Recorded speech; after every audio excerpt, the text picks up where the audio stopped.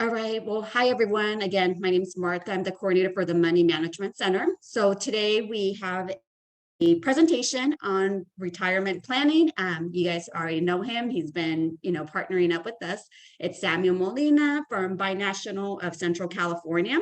So I'm going to turn it over to Samuel. I will be monitoring the chat box, but again, feel free to, raise your hand or type in the chat box and we'll make sure to address those questions along the way. Thank you, Martha. Good evening, everyone. Thank you all so much for joining. Always glad to have participants attend. My name is Samuel Molina. I'm the Deputy Director for Binational of Central California. Prior to joining Binational Central California, I was a financial advisor with Northwestern Mutual. So I was investment licensed, Series 7, life and health license, and I do have a certificate in personal financial planning. I'm going to share with you, my presentation here in a moment, but I do want to say that if you have questions, feel free to ask at any time. I don't want you to forget it, right? And I'll try to respond during my presentation. And then I'm also going to put a link in the chat box, if you wouldn't mind.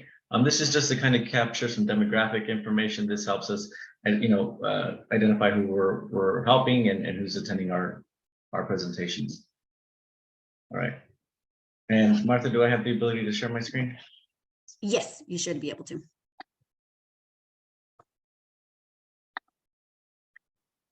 Can everybody see this? Yes. All right.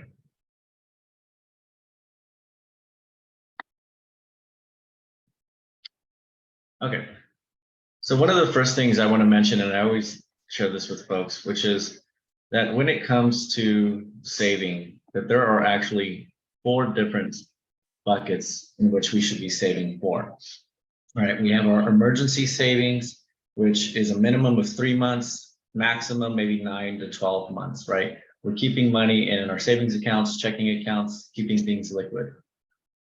As you maximize that emergency account, then you start looking at investments, things like mutual funds, exchange traded funds or bonds, right? To keep your money ahead of inflation. And then we have our midterm goals, anything that's 10 years or more, right? This is where we can save money either through permanent life insurance or through real estate. And today we're going to be talking about the last bucket, which is our long-term savings, right? We want to save in our 401ks or 403b accounts or Roth IRA. Again, these are retirement type investment accounts, right? We don't want to touch them until we're at least 59 and a half years old. And we'll talk in detail today about contribution limits, maximizing those accounts, right? How they work. And then of course, we always want to manage our risk, right? If we are not if we're not protecting our money, we're playing with fire, right? So that's where you look at things like life insurance, disability insurance, long-term care, car insurance, and homeowners insurance, right? Or renters.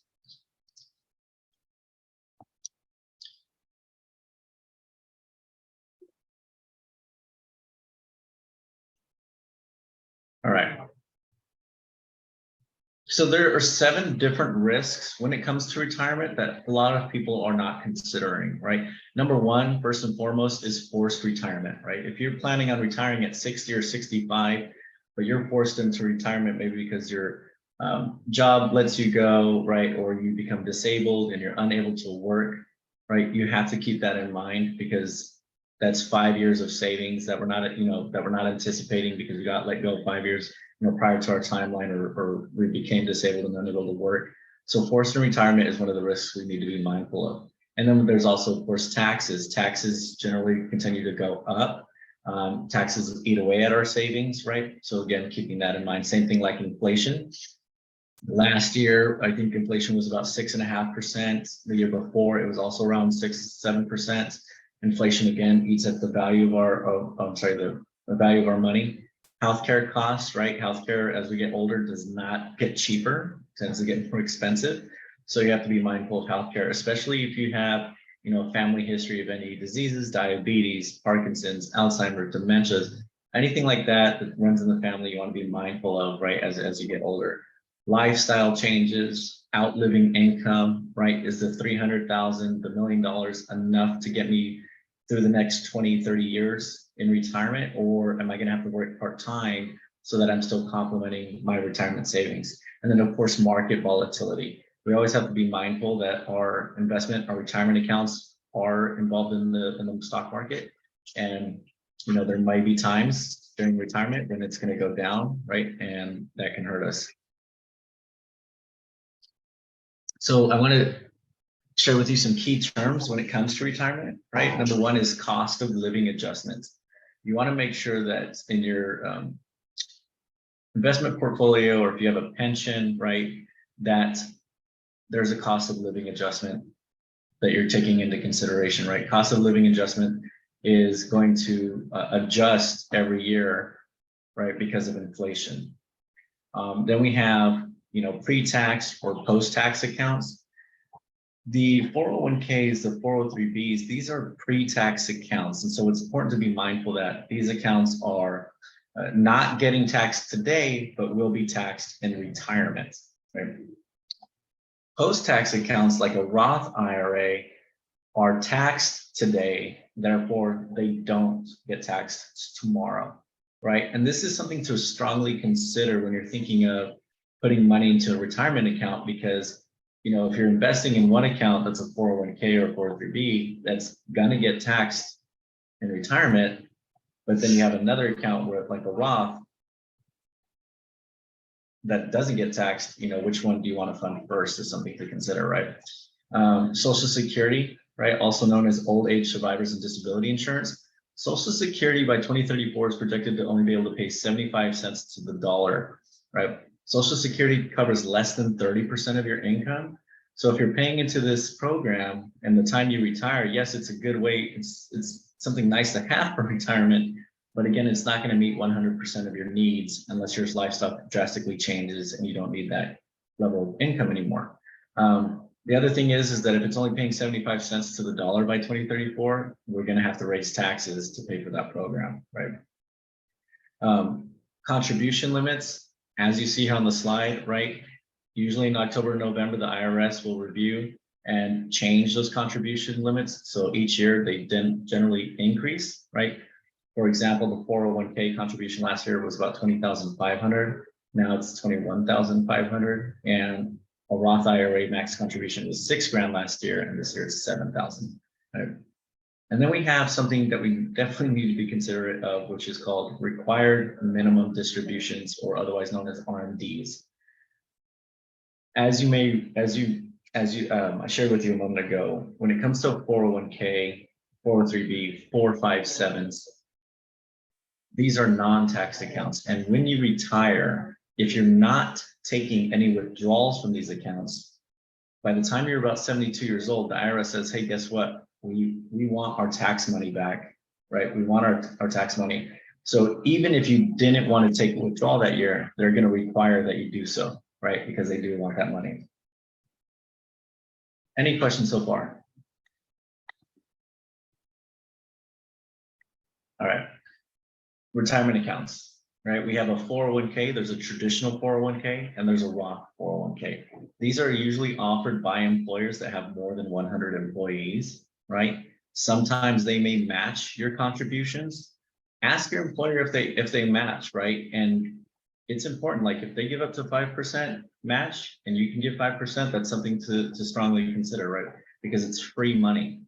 You have 403bs, these are usually for educational institutions, right? Employees, 457s for government employees, for nonprofits. SEP IRA, a SEP IRA is usually for a business owner, right? They can also have their employees inside of a SEP IRA as well. Again, what's important to remember is that these 4 accounts are all pre-tax accounts, right? They're gonna get taxed when you retire. The Roth IRA is, again, the after-tax account, right? Not going to get taxed when you retire. It's also important to remember that pulling this money out prior to 59 and a half can have taxes associated with it, right? For the pre-tax accounts, or any kind of fees, right? Or fines for withdrawing earlier than 59 and a half.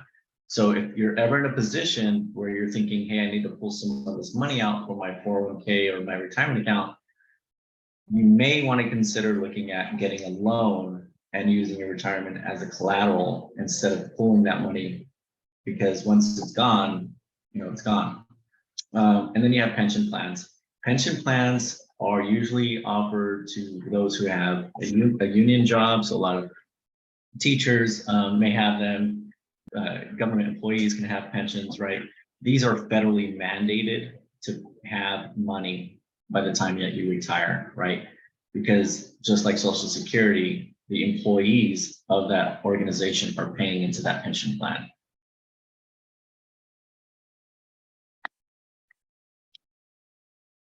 I'm not going to stay on this slide too long. Feel free to screenshot it. These are just the contribution limits, right, to the different types of retirement accounts.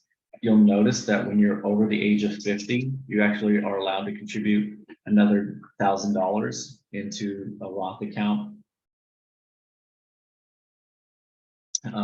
or a traditional IRA, right? The other thing is to also consider, if you notice at the bottom, you actually have a phase out for the Roth account. And what this means is if you're a single person and you make over $153,000, you can no longer contribute to that Roth account. So you have to find other ways to save, right? And again, these will change every year, right? And if you're married filing jointly and you have a Roth account, if you make over 228,000, you can no longer make contributions to that account. Any questions here?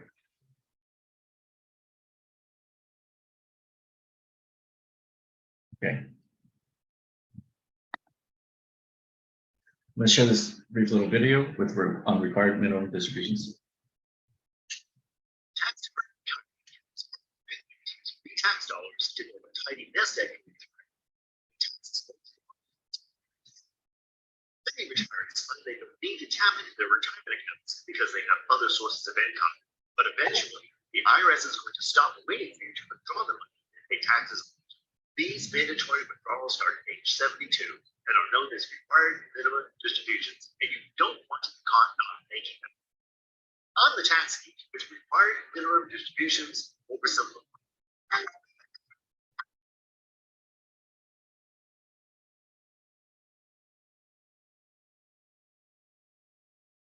So, minimum distribution is just that, a distribution you must take from a tax-deferred retirement account.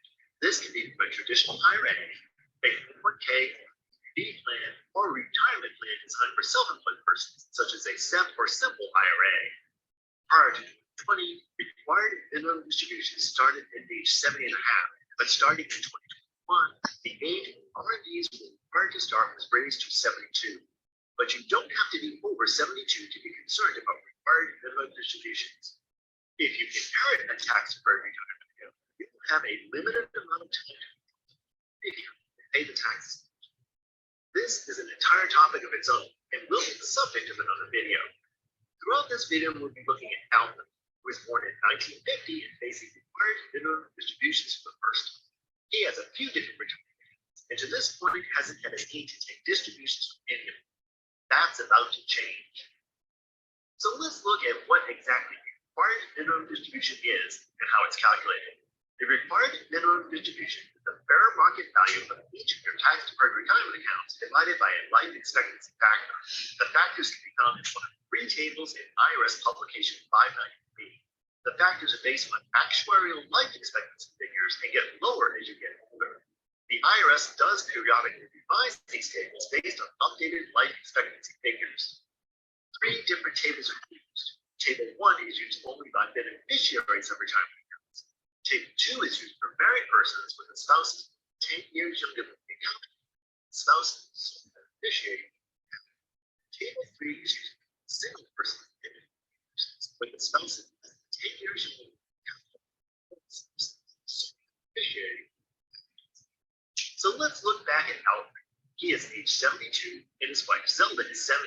He has 4 retirement accounts, 2 traditional IRAs with balances of $175,600 and $325,000 respectively. And then $50 rate with balance $33,000. All the money Zelda is beneficiary. Let's calculate his required minimum distribution. He uses table 3 since Zelda is only 2 years younger than he is and is a sole beneficiary. Here we can see life expectancy factor is 27. So he divides the balance of each traditional IRA and the 401k for that factor. He does not need to take a required minimum distribution from his Roth IRA. If it were a Roth 401k, it would require it. Therefore, having required minimum distribution of $6,800, $1,881 a second, $3,127 we're not built like this. We're very bad. That's why when they tell me, right, you ready for the comment? I'm like, are we? Are we really? Required each he might want to do that. One IRA is with respect to other, or if one IRA had small balance he wanted to close out. If he had multiple 401ks, he would have to take the calculated RMD from each account. But Zelda were 58. In that case, Alfred would use table 2 to calculate his life expectancy factor. On table 2, we find the junction of ages 72 and 58 to arrive at a life expectancy factor of 30.3, which significantly lowers his total RMD to $19,368. If Alfred was still working for the company where he has the 401k account, he could delay taking RMDs until after he leaves the company. For his first required minimum distributions, Alfred has the option to delay them until April 1st of the year he turns 73, but he would have to take an additional RMD from his accounts before the end of that year. So Alfred could take his $21,416 required minimum distribution as late as April 1st, 2023, but by December 31st, 2023, he would have to take another RMD of approximately $22,400, assuming a 5% return on investment on each account. Taking your first required minimum distributions in the year you turn 72 or delaying it an additional 3 months is a decision you should make with your investment advisor or tax professional who can calculate the tax consequences of each option.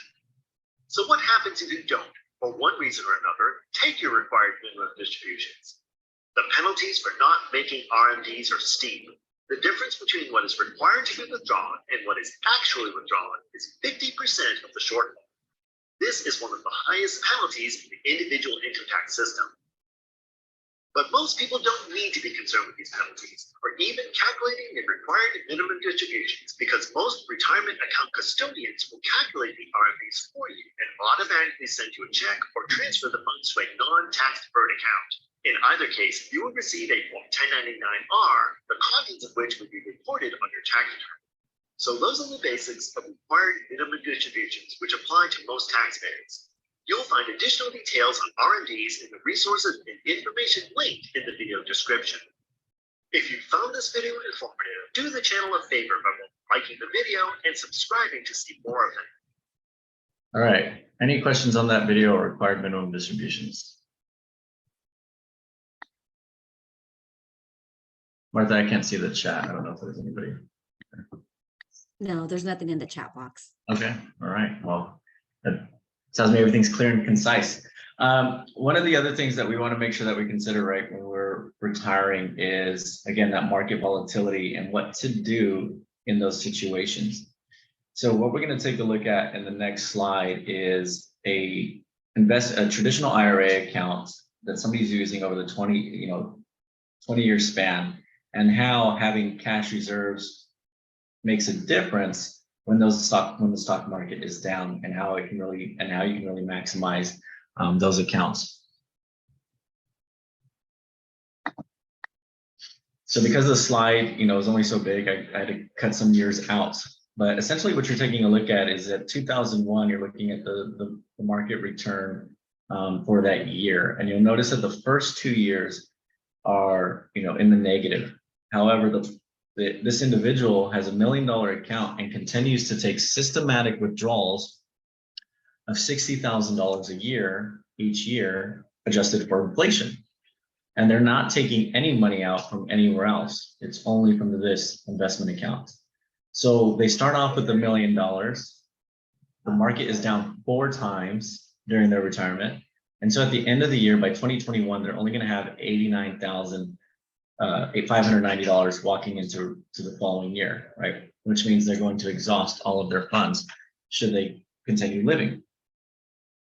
In the next slide, what we're going to see is that this person when the market is down, actually doesn't take any money out in the first 2 years. They actually take it from cash reserves. This cash reserves can come from, you know, any other types of permanent life insurance. Maybe they have money sitting in their bank, or maybe they're taking a home loan, what's called, or like a home equity line of credit, to complement their retirement, right? And they're allowing this traditional IRA account to essentially rebound while the market is down. And this is very important because the traditional IRA, as you already know, also still is going to get taxed. So when you're pulling money out of the market, when it's down, you're pulling money out at a loss, number one, and number two, you're still going to get taxed on that income. So as we move further down in 2009, they have what's called the required minimum distribution. They take that RMD, but they also pull out money from their cash reserves. And then same thing again in 2019, making a dramatic difference on the end balance of this account by 2020, which you'll notice is $1,007,990, which is a difference of $918,400. Does anybody have any questions on stock markets?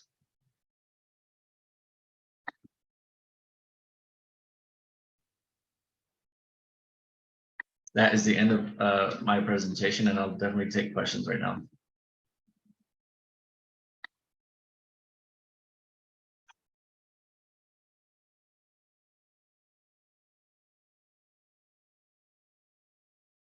Jasmine says, share sound in the bottom left-hand corner. I'm sorry, you weren't able to hear what?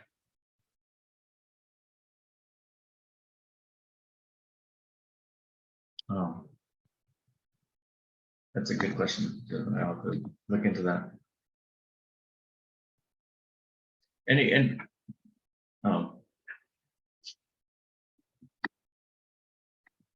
Oh, I'm sorry, Jasmine. Yeah, I thought the sound was loud enough through the computer and that you guys were able to hear it. But I'll take it. I'll note that for next time. Are there any other questions regarding the presentation, systematic withdrawals, retirement accounts? What did you all find valuable today?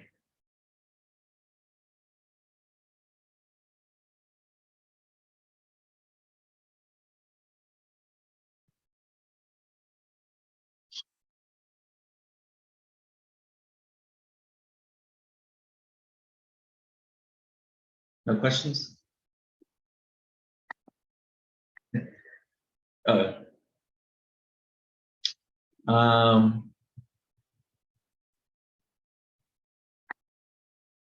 James, how do these accounts accrue interest? Well, investment accounts, because you're playing, you know, they're invested in the stock market, right? You're accruing income based on the performance of that business, right? So an investment account, a retirement account is a mutual fund essentially, and it's going to be invested in several different companies that you know, are increasing in value. Therefore, your stocks are increasing in value. Therefore, the overall portfolio is increasing in value. If that portfolio is also invested in real estate investment trusts or bonds, right, those also grow, because when you buy a bond of the company, you're buying that debt of that company, and they usually pay an interest rate, right? Maybe sometimes the company might say, you know, you buy $1,000 worth of our debt, and we're going to pay you 6% interest until that bond matures, and that's going to be an entirely different conversation. But that's how you're growing wealth in those retirement accounts. Thank you, Jasmine. Yeah, it's really not that hard to build wealth in these accounts. You know, they interviewed, there was an article the other day that I read that 8 out of 10 millionaires actually became millionaires because they were contributing to their employer's retirement account. Right.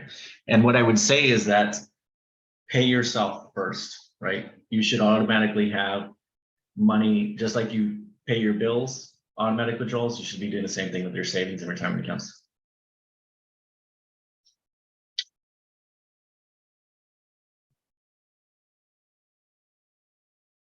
James, do you choose which companies or indexes in your retirement accounts?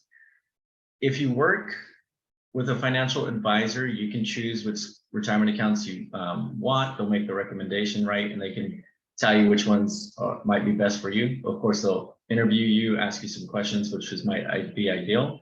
That's if you're working with a financial advisor. If you have your employer's retirement accounts, they're limited in scope to how many they'll offer.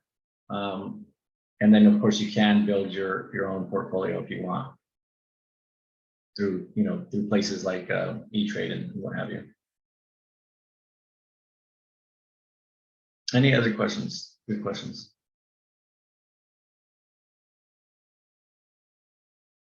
Again, for those of you who saw the link, because we are a nonprofit, funders, foundations generally like to know who we serve. So I definitely appreciate you taking the time to complete our survey when you have a chance.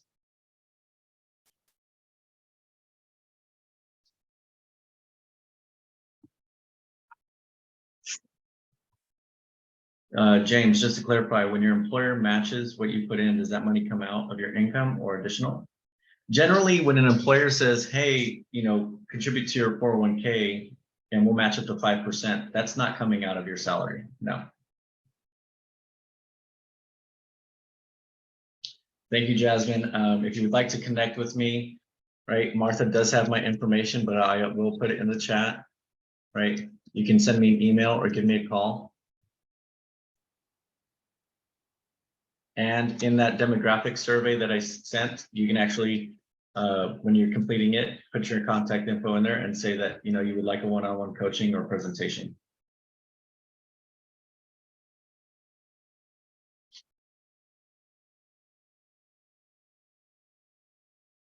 All right. I think that's it, Martha. No questions. Thank you all so much. Thank you, Samuel, and thank you everybody for joining us today. So it is recorded, so it should be posted hopefully by next week on our website. Where are you posting this? Oh, okay. It's on our website, and then we have a YouTube channel on there. Awesome. Can you send me that flyer for the event that you have next week? Oh, you're still recording. Yeah, so let me stop recording.